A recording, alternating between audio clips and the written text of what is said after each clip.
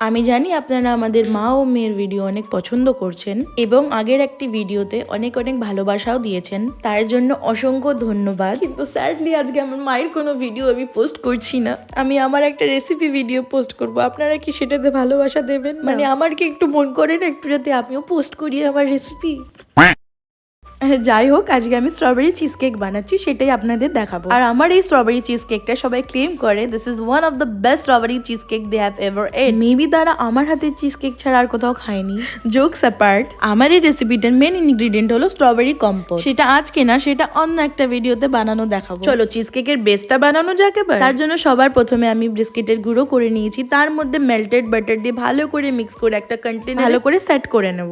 দেন cream cheese, fresh cream, condense milk আর vanilla essence দিয়ে ভালো করে সবকটা একসাথে মিক্স করে নেব until we get a creamy texture. Then এটা ওই বিস্কিটের কন্টেনারটাতে পোর করে ওভারনাইট সেট হতে দেবো ফ্রিজে। দেন নেক্সট ডে ওটা বার করে ওর উপর স্ট্রবেরি কম্পোট ঢেলে একবার খেয়ে দেখবে। জাস্ট স্ট্রবেরি চিজ কেক কেমন লেগেছিল?